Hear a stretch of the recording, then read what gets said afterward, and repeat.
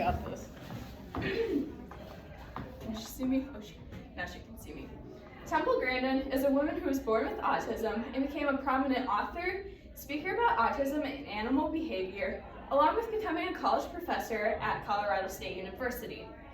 Temple has had a successful career in consulting both livestock animal equipment design and animal welfare.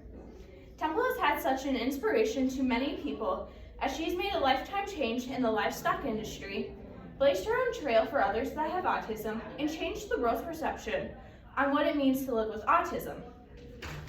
Today we are going to acknowledge how Temple has made a change in the agriculture industry that's usually a man's job, how she's influenced people with autism, and how she's done the unthinkable while having autism. Temple Grandin has made such an impact on the livestock industry as she's changed the way animals are loaded onto trailers for slaughter. This way that they don't give so much stress when they are getting loaded. Grandin notices the noticeable details that most people don't notice when working with livestock. This week at INR state that Temple has had a major impact on the meat and livestock industries worldwide through her research, development, outreach of the use of low-stress, behavior-based livestock handling techniques, and the design for animal handling facilities. They also stated, Grandin said livestock handling in the 70s and 80s was terrible, but both equipment and management practices are vastly better now. People usually say that anything in the agriculture industry is for the men, but Temple is showing that women can be a part of the agriculture industry as she has made a way of handling animals much more improved. Temple Grandin has done the unthinkable about handling cattle from getting them at the farm to the slaughterhouse. With Grandin having a form of autism that allows her to perceive the world through pictures and symbols, she can see the perspective of what livestock could see. With Temple working on her aunt's cattle ranch, she is better able to vision on how livestock can see. In Forbes magazine, the author states, these blueprints entailed innovative designs for meat processing plant, holding pens and walkways, resulting in a more tranquil and efficient process, which is better for animals and safer for plant workers. He also states, despite the need for Grandin to sustain efforts to continuously improve the industry, as one expert remarks, our world is already a better place because of Temple's work.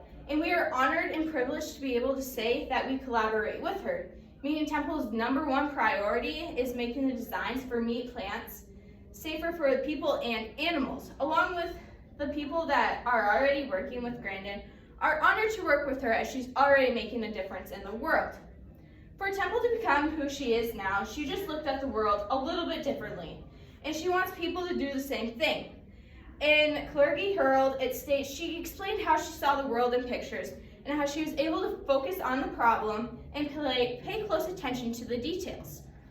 She illustrated her points by describing that cattle handling facilities work she has done and is a proponent for the humane treatment of livestock slaughter.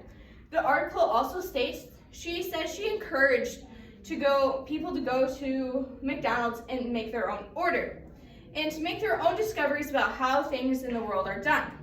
Meaning Temple took a problem, focused on the details of the problem, then made a solution to the problem. She also states to go somewhere and learn how to make the problem better. Today we acknowledge Temple Grandin and how she made a change in the agriculture industry that usually is a man's job, how she influenced people with autism, and how she's done the unthinkable while having autism. Now I'm going to leave you with one of Temple's most famous quotes from her book, Temple Grandin, Animals Make Us Human, Creating the Best Life for Animals. I believe that the best way to create good living conditions for any animal, whether it's a captive animal in zoo, a farm animal, or is to base animal welfare programs on core emotion systems in the brain. My theory is that the environment animals live in should activate their positive emotions as much as possible, and not activate their negative emotions any more than necessary. If we get the animals' emotions right, we will have fewer problem behaviors. All animals and people have the same core emotion systems in the brain.